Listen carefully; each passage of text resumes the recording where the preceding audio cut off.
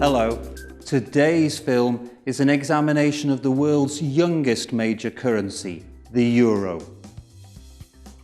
We're going to travel back in time and then follow the euro from its launch through the first 6 years of its life. We'll be looking at some of the factors which affected its value over that period of time. And we're going to use its ups and downs to illustrate some of the key techniques of Western charting.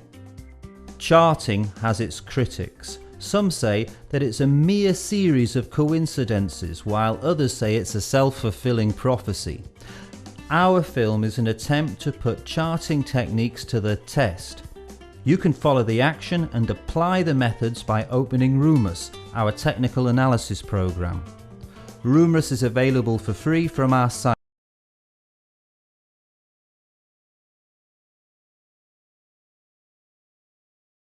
Very interesting because it represents the most recent serious challenge to the US dollar as the world's reserve currency. So welcome to Charting the Euro, a practical exploration of charting in action.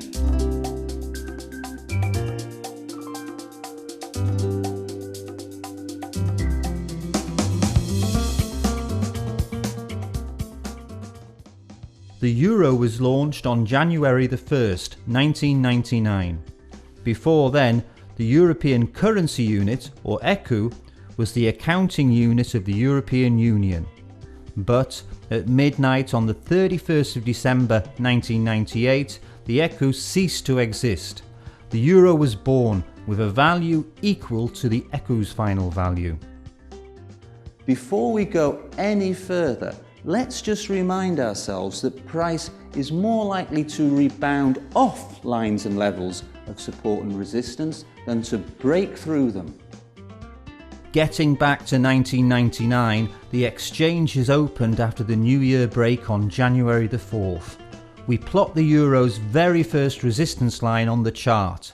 We then stick an order to sell at 1.18, a tad below resistance, and we set our stop loss at 1.185. We'll be discussing the optimum stop loss for different trades throughout this film. Unfortunately, the trade went against us. Price rose and triggered our stop loss.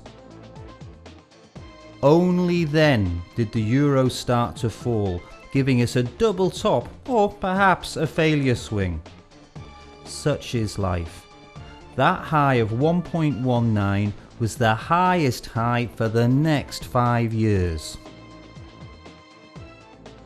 Our aim today is to look at the euro's career and learn.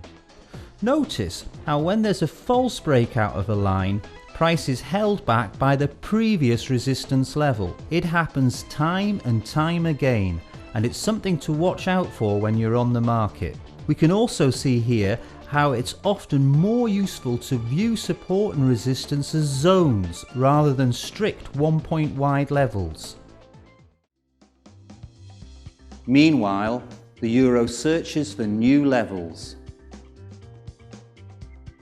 Is it a coincidence that the euro found its resistance at the 50% correction level of the last move? The support is at 1.1455. Will there be a breakout from it? Let's chart a support zone of 10% of the previous price move, giving us a zone of approximately 50 points. We place our order 25 points above 1.1455 at 1.1480 and a stop loss 25 below the low at 1.1430. The target can be identified with the resistance line or, as you can see in this example, the 38.2% correction level. This gives us a price of 1.1806. We take our zone into consideration and knock off 25 points, giving us a take profit of 1.1780.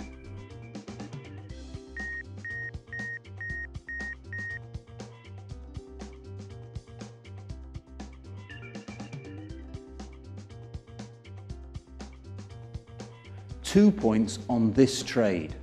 We are trading against the trend, it's always a riskier option.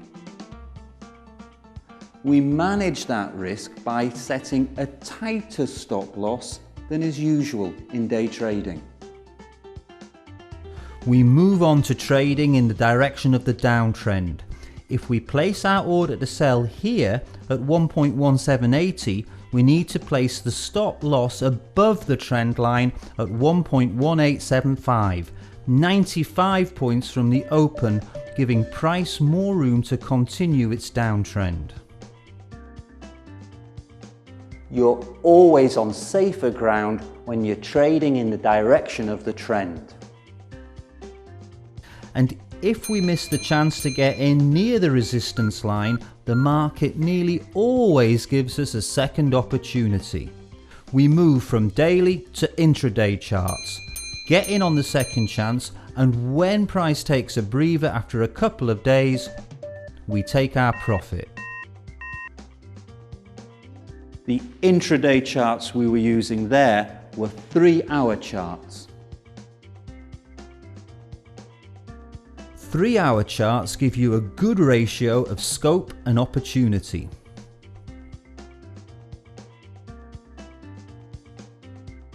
We chart a symmetrical triangle. The triangle fails as price has moved into the final quarter, what I call the no zone in chart analysis 2. We monitor price action and chart another pattern. It's a kind of tapering range which could develop into a triangle. This triangle fails too as breakout came too soon. The important thing here is that price also broke through this support level. Price retests the level, turning it into resistance before heading south, giving us this target. If we'd opened a short position at 1.1525 on the strength of the triangle in progress and had placed a stop loss at 1.1575, where would it have taken us?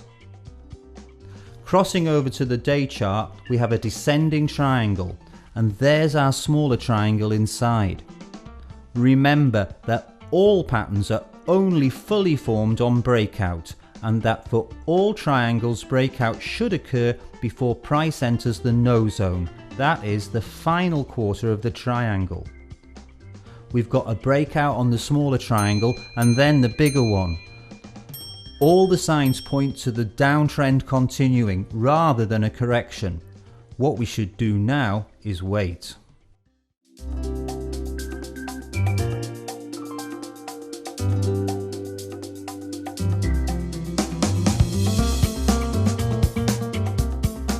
The situation in the former Yugoslavia was becoming increasingly unstable. All the signs pointed to full-scale war in the heart of Europe. Traders are cautious people, and nothing makes them more cautious than upheaval. It's the accepted wisdom that in times of war, the cautious approach is to buy the world's main reserve currency, the US dollar. Let's get back to the charts. We're going to use the 2-day rule to confirm the breakout. Remember, this rule says that price needs to close beyond the level for 2 days before breakout is confirmed. There you go. And then price continues its fall and breaks through a 2-year-old support. Further confirmation of the downtrend. Always remember that whatever happens on the currency market happens as a result of a number of factors.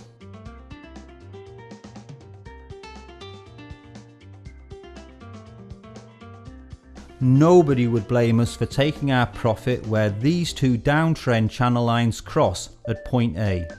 That's at 1.0950. This earns us 600 points over 22 days. If we add those 600 to the 200 or 300 we made earlier, we've earned 900 points since the beginning of the year.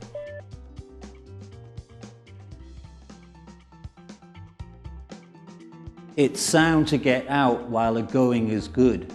The next question is how to get in again. Theory suggests that point A marks the level where the trend will correct itself. However, opening a buy position here is a high-risk affair. Our descending triangle had told us that price should continue to fall to a target level of around 1.05. So by buying, we are trading against the trend. And if we're going to do that, we're going to do it very carefully indeed. We're going to use the intraday charts where we can use small stop losses and reduce the risk. We need to use what the day chart told us while we're working intraday. So we take the trend lines and support and resistance levels that we identified on the day chart and we look for a correction when price reaches point A. Onto the 3-hour chart, things become clearer. Price slows down and moves between easy to spot support and resistance zones. We work calmly and methodically within this trading range. Breakout on the support gives us target H. This pattern could also be identified as double top or a rectangle. Notice this downtrend resistance line. See how it's narrowing the channel, giving us the makings of a wedge. We know from our previous work on chart analysis that the wedge points to a breakout against the slant of the wedge. We've got a falling wedge here, so we should have expected this upside breakout. For more information about trading in ranges and channels, see our film Chart Analysis 1. What we need to do now is work out where we think the correction will end and the euro will continue to fall. The resistance level, which has already proved its worth to us, turns out to be the target of the wedge. The wedge also provides us with a new support zone. Both zones have a width of 30 points. Let's get back to the day chart. How are things developing? The consolidation zone is well defined here and looks like a flag. Flags are often found in the middle of a move, which would give us a target of 1.02. But fools rush in, and we're going to monitor the situation by charting speed lines.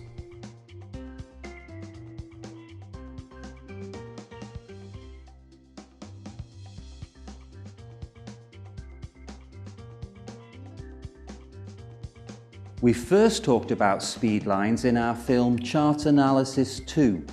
Speed lines were first introduced by the legendary trader W.D. Gann. Gann suggested dividing the height of the trend into eighths and using these levels to chart the lines.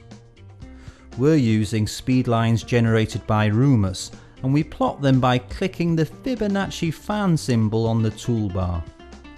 Our lines have the default values of 0.382, 0.487 and 0.618.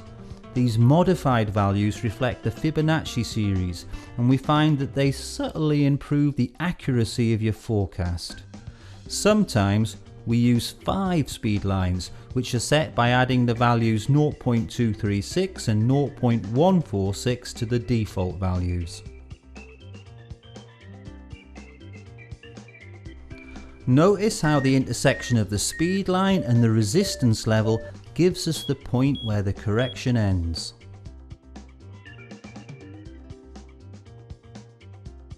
So, we open our short position there. Price falls, breaks through the support, and then retests the line as resistance. This pause continues for a week or so, and in the absence of any further signals for the downtrend continuation, the most reasonable thing to do is to close the position and review the situation on the intraday chart. Let's project the broken support downwards and use Rumus's Fibonacci retracement levels as a framework. There's our take profit, Now, we were on the market for 2 weeks and we only made 300 points, and we could have got out on the 8th day with the same result. Still, nothing ventured, nothing gained. Notice how price is moving much more quickly in the direction of the trend and much more slowly on any correction. Back to the day chart, and here is our entry point, slap bang on the retracement level. Euro continues its fall and now we're cooking on gas. We plot a new trend line, speed lines, and we should also add the channel line. As you can see, the trend line and one of the speed lines superimpose. Our resistance zone is no bigger than 40 points, which gives us our stop loss. May to June 1999 saw a steady decline in the euro, allowing us to open and close positions using triangles as our guide. Price hit strong support here, but we could go short at B, where the trend line and the support and resistance lines cross. Another triangle tells us when to close this position. We finish at C. If you take a look at the day chart, you can see that point C lies on the channel line. If you had opened and closed positions as dynamically as this, you would have earned 570 points in a month. If you'd held a short position open throughout the period whilst trailing your stop loss from A to C, you would have made 540 points. The choice is yours, it's a question of style. We finish at C because our chart analysis has suggested that C is where we can expect a turnaround.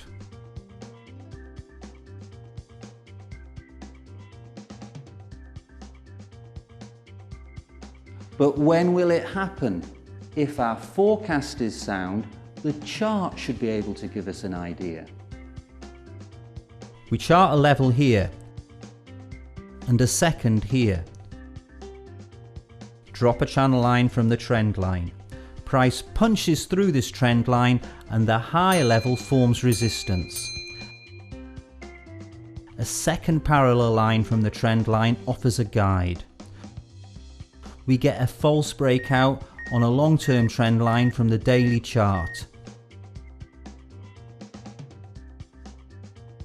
Here's a rectangle, then a wedge leads us to the channel line with price finding support at 1.01 to 1.0120 over the week.